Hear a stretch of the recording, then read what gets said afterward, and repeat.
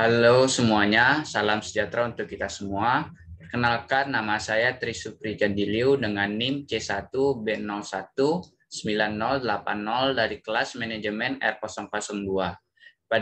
Pada kesempatan kali ini, saya akan mempresentasikan materi mata kuliah kepemimpinan mengenai problem solving yang akan digunakan sebagai ujian tengah semester dari mata kuliah kepemimpinan yang diampu oleh Bapak Dr. Idam Kalik, SEMM.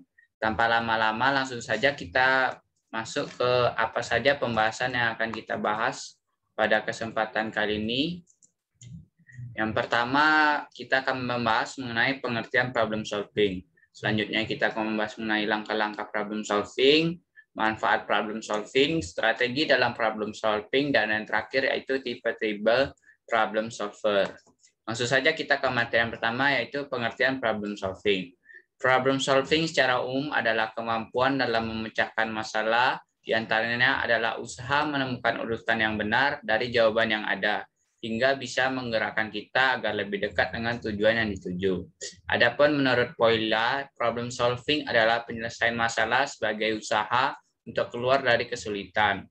Menurut Jemara, problem solving adalah suatu proses berpikir untuk menyelesaikan masalah yang dimulai dari pengumpulan data hingga menarik kesimpulan. Yang terakhir, Mukidit mengatakan bahwa problem solving adalah suatu keterampilan yang meliputi kemampuan untuk mencari informasi, menganalisa situasi, mengidentifikasi masalah dengan tujuan untuk menghasilkan alternatif tindakan. Kemudian mempertimbangkan alternatif tersebut sehubungan dengan hasil yang dicapai dan pada akhirnya melaksanakan rencana dengan melakukan suatu tindakan yang tepat. Lanjut ke materi selanjutnya, itu langkah-langkah dari problem solving. Ada 6 langkah dari problem solving. Yang pertama, identifikasi masalah. Awal untuk menyelesaikan masalah itu sendiri adalah identifikasi masalah. Pada tahap ini kita harus mengidentifikasi masalah terlebih dahulu dengan cara memilih pertanyaan-pertanyaan yang sesuai sehingga dapat menemukan sumber masalah. Jangan terlalu banyak asumsi dan menebak secara asal sebelum didiskusikan dan disepakati bersama. Karena problem solving yang baik diawali dengan mencari informasi lengkap tentang masalah yang ada. Selanjutnya kita harus mendefinisikan masalah. Setelah memiliki semua informasi yang dibutuhkan, maka kita bisa merumuskan dan menggambarkan persoalan dengan cermat dan teliti pokok masalah yang tersebut dan membuat peluang menyelesaikan masalah menjadi lebih kecil. Selanjutnya, perumusan masalah. Pada langkah ini merupakan proses penyajian atau pernyataan kondisi yang menyebabkan masalah tersebut hadir. Hal ini dapat ditemukan setelah kita menemukan penyebab utama dari permasalahan terjadi. Yang keempat, eksplorasi berbagai kemungkinan alternatif.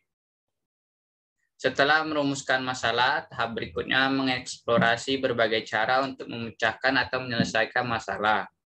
Banyak alternatif cara yang dapat digunakan untuk mengeksplorasi apapun yang diinginkan untuk menyelesaikan masalah.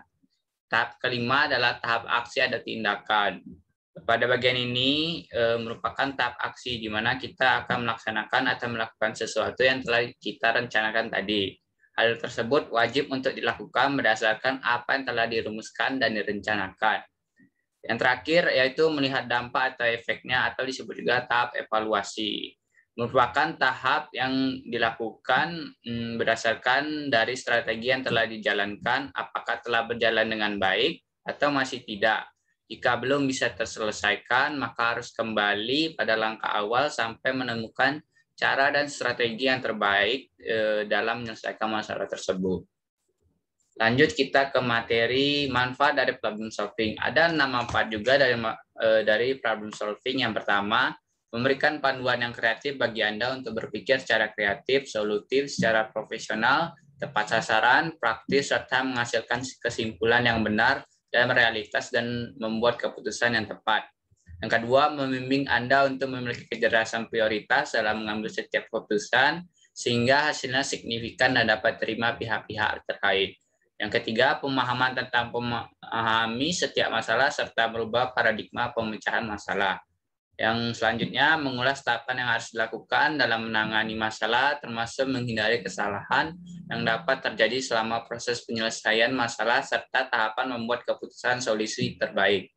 Yang kelima, memberi panduan dalam mengimplementasikan alternatif solusi terbaik, menetapkan langkah efektif agar menyelesaikan masalah dapat memberikan hasil terbaik dan mampu menghindari potensi masalah di kemudian hari.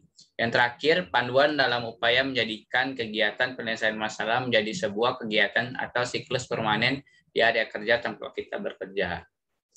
Lanjut ke materi selanjutnya, yaitu mengenai teknik-teknik strategi dalam problem solving.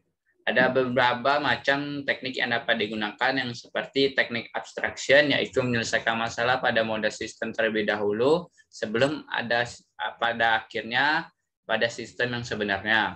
Yang kedua, menggunakan teknik analogi, yaitu menggunakan solusi yang dapat memecahkan masalah menggunakan analogi. Selanjutnya ada brainstorming, yaitu teknik menyediakan, mengkomunikasi, dan mengembangkan banyak solusi dan ide sampai solusi yang optimal ditemukan. Ada juga teknik reduction, mentransformasikan suatu masalah menjadi masalah lain yang sudah ada solusinya. Teknik research atau penggunaan ide yang sudah ada atau mengadaptasi solusi yang sudah ada untuk masalah yang serupa. Dan teknik yang terakhir bisa menggunakan teknik trial and error, mencoba berbagai kemungkinan sampai solusi yang paling tepat ditemukan. Masuk ke materi yang terakhir mengenai tipe-tipe problem solver. Yang pertama ada tipe inspire atau sering disebut pemberi inspirasi. Merupakan individu yang ia menghadapi problem solving dengan cara memelihara hubungan dengan orang lain dan memiliki kemampuan menularkan rasa percaya dirinya. Kemampuan mereka dalam menghadapi masalah yaitu dengan orang-orang berkumpul di sekitar orang-orang yang dapat diandalkan, bahkan menawarkan bantuan.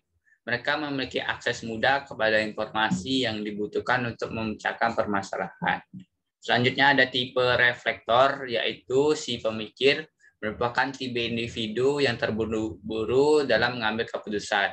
Mereka cenderung mengambil waktu untuk berpikir, mencerna kembali segala masalah dengan pelan-pelan, mengambil langkah mundur dan situasi untuk mendapatkan perspektif yang baru.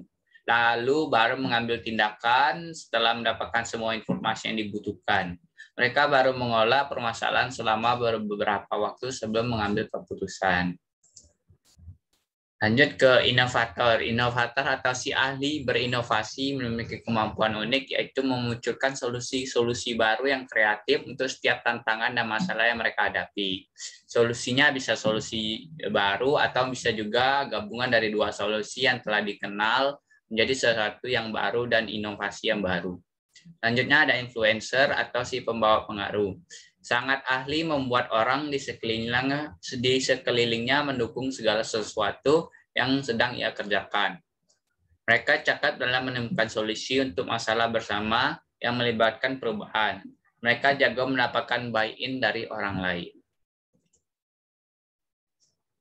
Kesimpulan dari materi ini yaitu problem solving adalah kemampuan dalam memecahkan masalah, diantaranya adalah usaha untuk menemukan urutan yang benar dari jawaban-jawaban yang ada hingga bisa menggerakkan kita agar lebih dekat dengan tujuan yang dituju.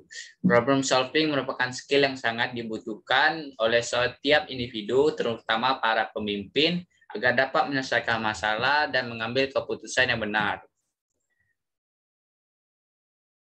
Sekian materi dari saya, kurang lebihnya saya mohon maaf, saya akhiri. Terima kasih.